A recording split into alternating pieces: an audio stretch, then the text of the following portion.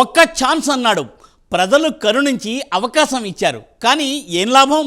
వారి నమ్మకాన్ని నిలబెట్టుకోలేకపోయాడు. పాలన అంతా డొల్లే.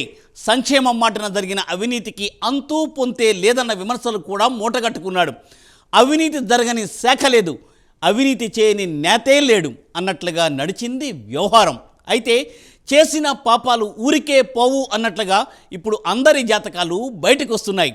కూటమి సర్కార్ అధికారంలోకి వచ్చాక గత పాలనలో జరిగిన ఒక్కొక్కరి అవినీతి తిమింగలాన్ని బయటికి లాగుతోంది. మరి త్వరలోనే వారందరికీ శ్రీకృష్ణ జన్మస్థానం తప్పదా? భారీ కుంభకోణాల వెనుక గత ప్రభుత్వ పెద్దల హస్తం ఉందా?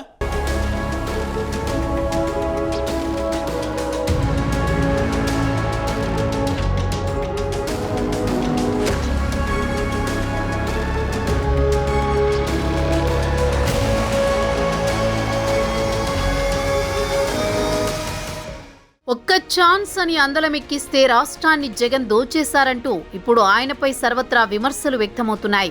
తన 5 ఏళ్ల పాలనలో జగన్ ఒక్కటంటే ఒక్క అభివృద్ధి కార్యక్రమాన్ని చేపట్టకపోవడం ఒక ఎత్తైతే, అవినీతి మాత్రం బీభత్సంగా చేసేశారు అన్నది ఇంకో ఎత్తు అంటున్నారు రాజకీయ పరిశీలకులు. ఇందులో అని కాదు, అసలు అవినీతి జరగని శాఖే లేదు.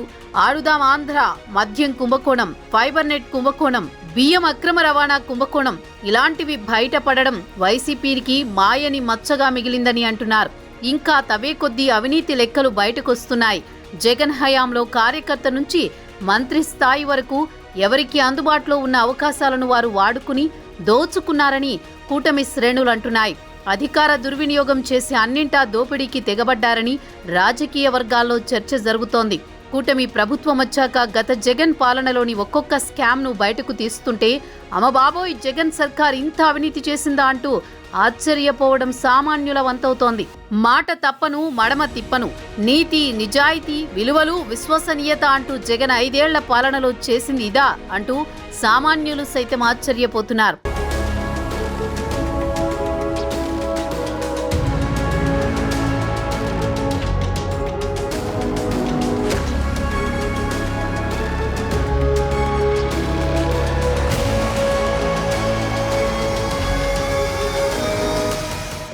ఇప్పటికే ఈ కుంభకోణాలకు సంబంధించి పలువురికి నోటీసులు ఇవ్వగా నేడో రేపో అరెస్ట్ చేసే అవకాశాలైతే స్పష్టంగా కనిపిస్తున్నాయి. ఆడుదాం ఆంధ్ర స్కామ్లో రోజాను అరెస్ట్ చేయడం ఖాయమని, అటు బియ్యం అక్రమ రవాణా కుంభకోణంలో ద్వారంపూడి చంద్రశేఖర్ రెడ్డి అరెస్టు జరగబోతోందని, అలాగే లిక్కర్ కుంభకోణంలో ఏకంగా జగన్మోహన్ రెడ్డిని సైతం జైలుకు పంపడం ఖాయమని రాజకీయ వర్గాల్లో చర్చ జరుగుతోంది. టీటీడీ టికెట్ల విషయంలో జరిగిన కుంభకోణం బయటకొస్తోంది. ఇటు పోలవరం ఫైల్స్ దగ్ధం చేసిన ఘటనతో ఎన్ని వేల కోట్లు వైసీపీ నేతలు నొక్కేశారు? ఆ గుట్టు బయటకు రాకుండా ఉండేందుకే ఫైల్స్ దగ్ధం చేశారా? ఎట్టి పరిస్థితుల్లో అవినీతి తిమింగలాలను వదిలిపెట్టేది లేదని కూటమి పెద్దలు చెబుతున్నారు. ఇక 5 సంవత్సరాల పాటు జే బ్రాండ్స్ మద్యం కుంభకోణం గురించి ఎంత తక్కువ మాట్లాడుకుంటే అంత మంచిది. ఎందుకంటే డిజిటల్ పేమెంట్లు లేకుండా ఇష్టారీతిన అమ్మకాలు జరిపి వేల కోట్ల రూపాయలను వైసీపీ దోచుకుందని ఎప్పటి నుంచో విమర్శలు వస్తున్న సంగతి తెలిసిందే. అయితే ఆ స్కామ్లో ప్రధాన సూత్రధారి జగన్మోహన్ రెడ్డి అని, కంపెనీలన్నీ ఆయన బినామీలవే అని టీడీపీ అంటోంది. ఆ గుట్టంతా తేలుస్తామని చెబుతున్నారు. ఇప్పటికే అందులో కీలక వ్యక్తి అయిన వాసుదేవరెడ్డిని అరెస్ట్ చేయడంతో ఇంకా ఈ కుంభకోణంలో ఇంకెవరిని అరెస్ట్ చేస్తారో, అమ్మో అధినేత జగన్మోహన్ రెడ్డిని కూడా అరెస్ట్ చేస్తారా అన్న ఆందోళన వైసీపీ శ్రేణుల్లో కనిపిస్తోంది.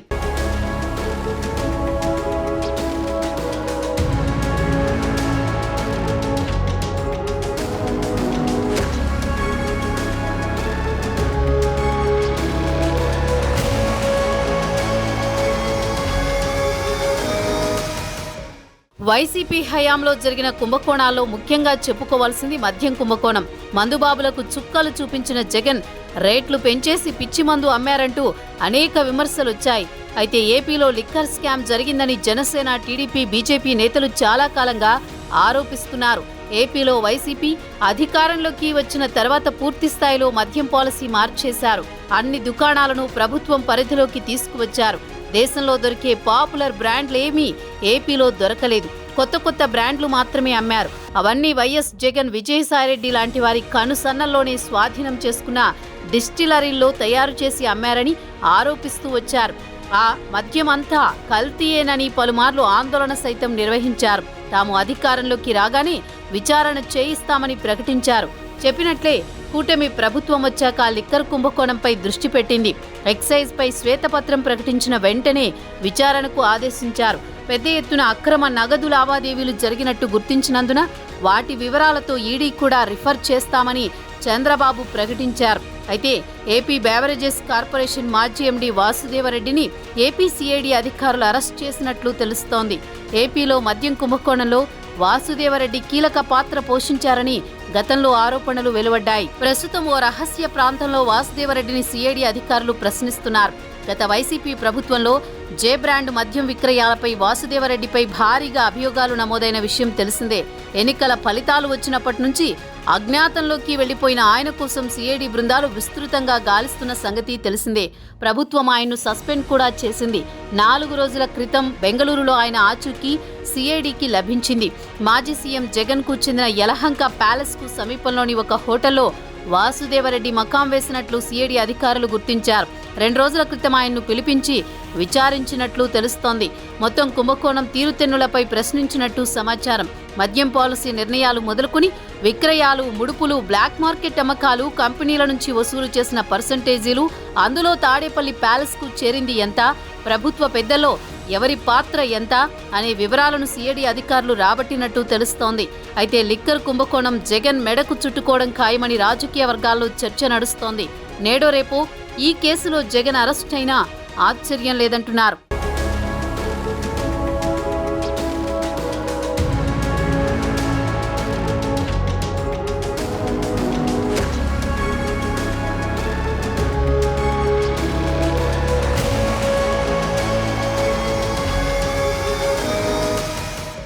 ఇక వైసీపీ హయాంలో జరిగిన మరో భారీ కుంభకోణం బియ్యం అక్రమ రవాణా.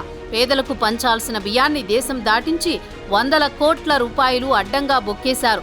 బియ్యం అక్రమ రవాణా కుంభకోణానికి సంబంధించి ద్వారంపూడి చంద్రశేఖర్ రెడ్డి చుట్టూ ఉచ్చు బిగుస్తోంది.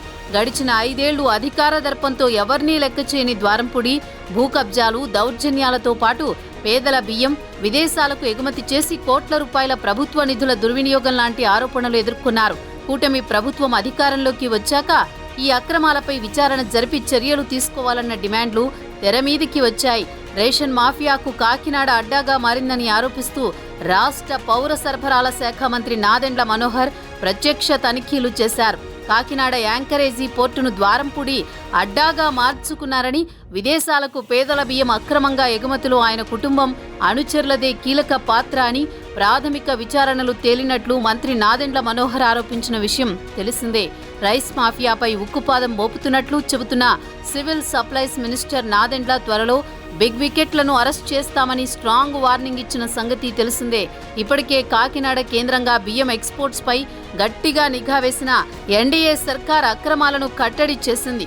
గత సర్కారులో దోచుకున్నది కక్కిస్తామని చెబుతున్న మాటలే వైసీపీకి చెందిన కొందరు నేతలకు వణుకు తెప్పిస్తున్నాయి. పౌర సరఫరాల అధికారులు ఈ నివేదికతో వైసీపీ నేతల అక్రమ బాగోతం తెలుసుకున్న ప్రభుత్వం త్వరలోనే బియ్యం కుంభకోణంలోని అవినీతి తిమింగలాలను అరెస్ట్ చేయడం ఖాయంగా కనిపిస్తోంది. కాకినాడ యాంకరేజ్ పోర్టు నుంచి బియ్యం ఎక్స్పోర్టింగ్లో ద్వారంపూడే ప్రధాన సూత్రధారిగా ప్రతిపక్షంలో ఉన్నప్పుడు టీడీపీ, జనసేన నేతలు ఆరోపించారు. డిప్యూటీ సీఎం పవన్ కూడా విపక్షంలో ఉండగా పలుమార్లు ద్వారంపూడి బియ్యం మాఫియా నడుపుతున్నట్లు ఆరోపించారు. సీఎం చంద్రబాబు సైతం కాకినాడలో బియ్యం కుంభకోణాన్ని బయటపెట్టి నిందితులను కటకటాల వెనక్కి నెడతామని హెచ్చరించేవారు. ఇక ఈ వ్యవహారంలో అప్పటి పౌర సరఫరాల మంత్రి కొడాలి నానికి ఏమైనా ప్రమేయముందా అనే దిశగాను విచారించి అసలు ఈ బియ్యం కుంభకోణంలో ఉన్న అందరినీ కటకటాల వెనక్కు పంపేందుకు రంగం సిద్ధం చేస్తున్నట్లు తెలుస్తోంది.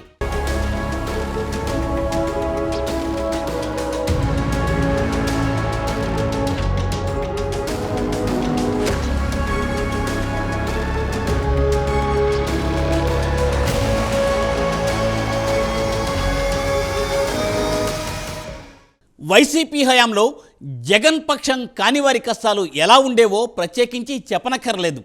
టీడీపీ, జనసేన శ్రేణులకు నోరు విప్పి మాట్లాడే స్వేచ్ఛ కూడా ఉండేది కాదు. వైసీపీ నేతలు ఏ తప్పు చేసినా ప్రశ్నించకూడదు, ప్రశ్నిస్తే ఇక అంతే సంగతులు అన్నట్లుగా ఉండేది అప్పట్లో పరిస్థితి. ఇంకోవైపు అవినీతి, అక్రమాలు, కుంభకోణాలు ఎన్ని జరిగినా వాటికి కొంతమంది అధికారుల అండదండలు ఉండబట్టే నాడు అక్రమాలన్నీ బయటకు రాలేదని అంటున్నారు. ఇప్పుడు కూటమి సర్కారు ఒక్కొక్క కుంభకోణాన్ని బయటపెడుతూ ఉండడంతో వైసీపీ నేతల వెన్నులో వణుకు పుడుతోందా?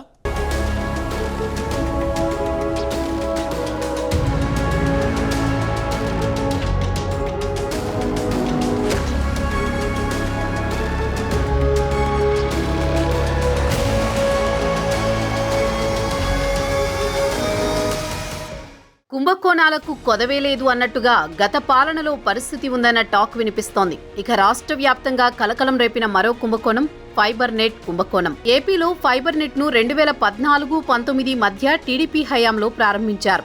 149 రూపాయలకే కేబుల్, ఇంటర్నెట్, ఫోన్ సౌకర్యం కల్పించే ప్రాజెక్టు అది. 350 కోట్లతోనే అత్యధిక సామర్థ్యమున్న నెట్వర్క్ను ఏర్పాటు చేశారు. కానీ వైసీపీ వచ్చిన తర్వాత ఈ ఫైబర్ నెట్ ను దోపిడీకి కేంద్ర స్థానంగా మార్చుకున్నారు. ఎంతగా అంటే కనీసం బిల్లులు వసూళ్లు లెక్కలు లేవు. తెచ్చిన అప్పులు ఎవరికి చెల్లించాలో లెక్కల్లేవు.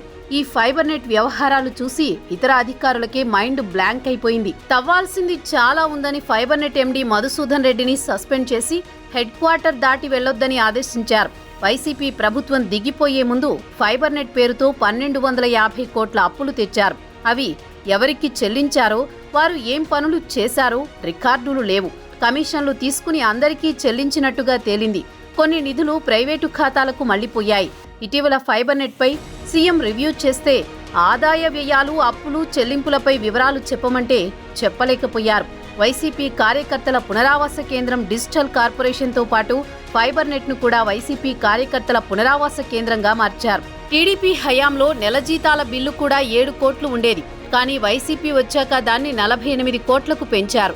అంతమందితో ఏం పనులు చేయించుకున్నారో ఎవరికీ తెలియదు. ఇద్దరే పూర్తిస్థాయి ఉద్యోగులుంటే 1200 మంది తాత్కాలిక ఉద్యోగులున్నారు. వీరంతా ప్రజా సొమ్ము దిగమింగడానికి నియమితులైన వారే తప్ప పనులు చేసేందుకు కాదు.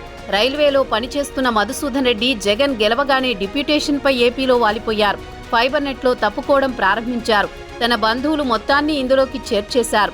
లావాదేవీలన్నీ ఎక్కడ ఆన్లైన్లో ఉండకుండా కేవలం ఫైళ్లలోనే ఉండేలా చూసుకున్నారు. ఆ ఫైళ్లు కొన్నింటిని చించేశారు. అవి లేకపోవడం కూడా మధుసూదన్ రెడ్డిని మరింత ముంచబోతోంది. ఫైబర్ నెట్లో మధుసూదన్ రెడ్డి దోపిడీ నిరంతరాయంగా జరిగింది. ఆధారాలతో సహా ఉన్నాయి. సస్పెన్షన్ వేటు వేశారు. ఆయనతో పాటు మరింతమంది ఫైబర్ నెట్ కేసులో అరెస్ట్ అవ్వడం ఖాయం. కానీ ప్రజాధనాన్ని ఎలా రికవరీ చేస్తారన్నదే కీలకం.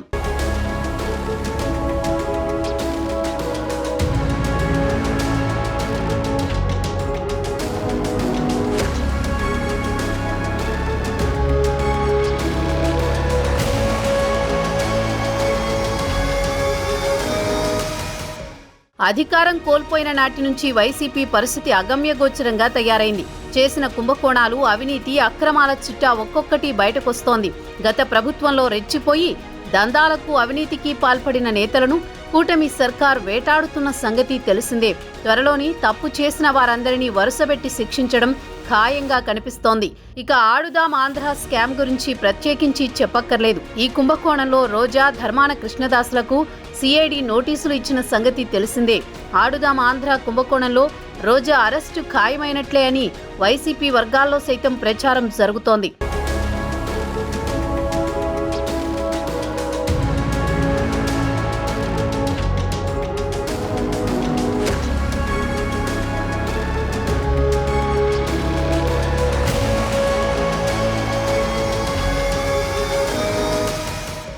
ఇక అగ్రిగోల్డ్ భూముల కుంభకోణం గురించి యావత్ ప్రపంచం నివ్వెరపోయిన పరిస్థితి.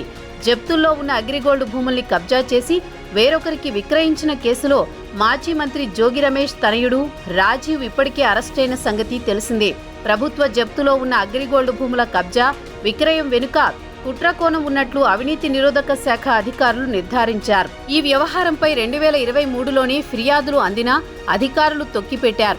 సర్వే చేయకుండానే చేసినట్లు నివేదికలు ఇచ్చేసి రికార్డులు తారుమారు చేశారు. అగ్రిగోల్డ్ భూముల లావాదేవీల కేసులో కొందరు ప్రభుత్వ ఉద్యోగులు అవినీతికి, అధికార దుర్వినియోగానికి పాల్పడినట్లు పోలీసుల ప్రాథమిక విచారణలో తేలింది. లోతైన విచారణకు డీజీపీ ద్వారకా తిరుమలరావు ఏసీబీని ఆదేశించారు. విచారణలో తేలిన అంశాల ప్రకారం కేసు నమోదు చేశారు.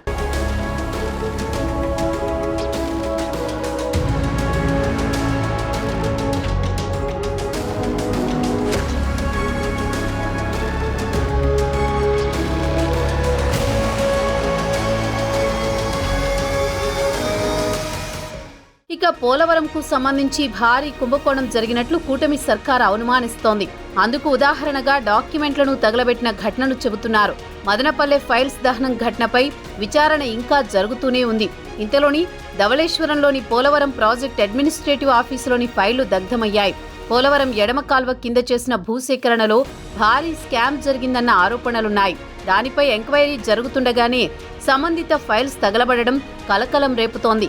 అవి జిరాక్స్ కాపీలే, వేస్ట్ తగలబెట్టామని అధికారులు అంటున్నారు. అయితే ఆ ఫైల్స్ పై సంతకాలు స్పష్టంగా కనిపిస్తున్నాయి. పోలవరం ప్రాజెక్టు భూసేకరణ, R&R ప్యాకేజీలు అమలు చేసే కార్యాలయం ధవళేశ్వరంలో ఉంది.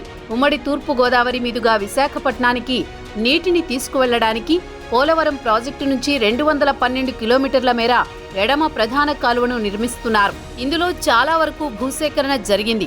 దానికి సంబంధించిన R&R ప్యాకేజీ అమలుకు సంబంధించిన ఫైళ్లు, ఎవరి భూమిని ఎంతకు ఎప్పుడు సేకరించామనే ఫైళ్లు ధవళేశ్వరంలో ఉన్నాయి. గతంలో స్పెషల్ కలెక్టర్గా పనిచేసిన అధికారి దేవీపట్నం తదితర ప్రాంతాల్లో లబ్ధిదారులకు దక్కకుండా 19 కోట్లు కాజేశారన్న ఆరోపణలున్నాయి. 22 మంది నకిలీ రైతులను సృష్టించి 6 కోట్లు నొక్కేసినట్లు నమోదైన కేసు కోర్టులో నడుస్తోంది. ఈ నేపథ్యంలో ఉద్దేశపూర్వకంగానే ఫైళ్లకు నిప్పు పెట్టారన్న అనుమానాలు వ్యక్తమవుతున్నాయి. ఆ క్రమంలో గత ప్రభుత్వ హయాంలో జరిగిన అవినీతి బయటపడకుండా ప్రభుత్వ సిబ్బందే వారికి సహకరిస్తున్నారన్న ఆరోపణలు వినిపిస్తున్నాయి. ఏపీలో ప్రభుత్వ కార్యాలయాల్లో ఫైల్స్ దగ్ధం ఘటనలు వరుసగా చోటు చేసుకుంటున్నాయి. దీంతో నాడు వైసీపీకి అండగా అధికారులే ఉన్నారని స్పష్టమవుతోందని అంటున్నారు. అయితే ప్రతి ఒక్క కుంభకోణాన్ని బయటకు తీసి అందుకు సహకరించిన అధికారులపై కూడా చర్యలు తీసుకుంటామని కూటమి సర్కార్ చెబుతోంది.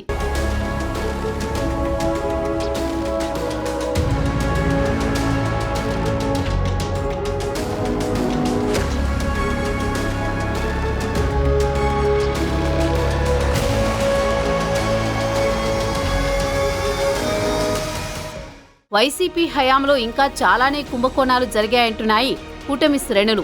దీన్ని బట్టి మొత్తంగా చూస్తే వైసీపీకి డేంజర్ బెల్స్ మోగుతున్నట్టే కనిపిస్తోంది. ఒకవైపు మాజీ ఎమ్మెల్యేలు, మాజీ మంత్రులు, ఇతర నాయకులు ఎప్పుడూ తమపై ఏ కేసు నమోదవుతుందో, ఎక్కడ తమ అవినీతి అక్రమాలు బయటపడతాయో అని హడలిపోతూ ఉండగా, ఇప్పటికే అనేక కేసుల్లో చిక్కుకున్న ఆ పార్టీ అధినేత జగన్ సైతం తనపై ఉన్న కేసుల్లో విచారణ వేగవంతమవుతుందని భయం గుప్పెట్లో ఉన్నారట. దీంతో కార్యకర్త మొదలు అధినేత వరకు భయంగా వైసీపీలో పరిస్థితి కనిపిస్తోంది. తమ కుంభకోణాలు, అక్రమాలు మొత్తం బయటకు రావడం ఖాయమని, నేడో రేపో జైలుకు వెళ్లడం ఖాయమని అందరూ హడలిపోతున్నారట.